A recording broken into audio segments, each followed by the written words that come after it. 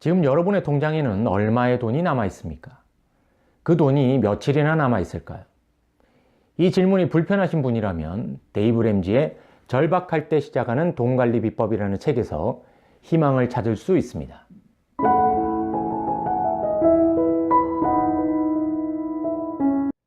돈으로 인한 고통의 원인은 크게 두 가지입니다.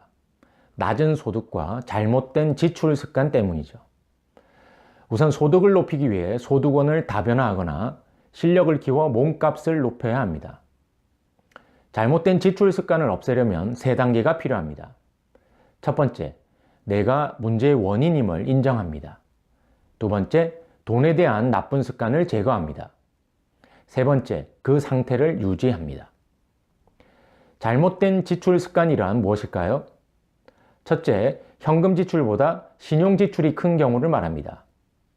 신용 지출은 앞으로 돈을 벌어들일 것으로 예상하고 지출을 먼저 하는 행위입니다. 미래에 어떤 일이 발생할지는 누구도 알지 못합니다. 더욱이 신용 지출은 현금이 눈에 보이지 않기 때문에 지출에 대한 부담이 덜합니다. 당연히 지출 규모가 늘어나기 쉽죠. 둘째, 필요 지출보다 과시 지출이 큰 경우입니다. 당연히 꼭 필요한 것은 사야 합니다. 하지만 꼭 필요하지는 않지만 원하는 것에 지출을 많이 하다 보면 돈 문제가 발생하기 쉽습니다. 자동차가 꼭 필요하다면 외제 자동차가 아니더라도 관리가 잘 되어 있는 중고, 국산 자동차로도 충분합니다. 원하는 차를 사는 것은 돈 문제가 없어지고 난 후에라도 늦지 않습니다.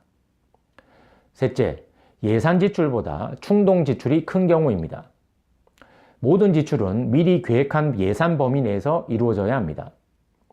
지출이 예산을 초과하면 대출을 갚을 수도, 노후를 준비할 수도, 돈 문제로부터 벗어날 수도 없습니다. 현명한 방법 중 하나는 통장 쪼개기입니다. 지출용 통장을 따로 마련한 후 예산 범위 내에 돈만 넣어놓고 그 통장의 돈으로만 지출을 합니다. 데이브 램지는 돈 문제로부터 벗어나기 위한 7단계를 소개합니다. 이 순서는 수많은 사람들을 통해 검증된 내용을 기초로 하고 있습니다. 1단계, 비상금 100만 원을 모읍니다. 매달 지출에 대한 예산을 세우고 신용카드 사용량을 줄이면서 체크카드와 현금을 사용합니다. 2단계, 눈덩이 빚을 없앱니다. 주택담보대출을 제외한 모든 대출을 갚습니다. 가장 소중한 여러분의 소득이 대출 이자를 갚는 데 사용되지 않고 자산을 불리는 데 사용되도록 하는 단계입니다. 가장 고통스럽고 힘든 단계이지만 가장 보람된 기간이기도 합니다. 큰 위험에 대비하기 위해 보장성 보험에 가입합니다. 대출은 이율이 높은 것보다 금액이 적은 것부터 먼저 갚습니다.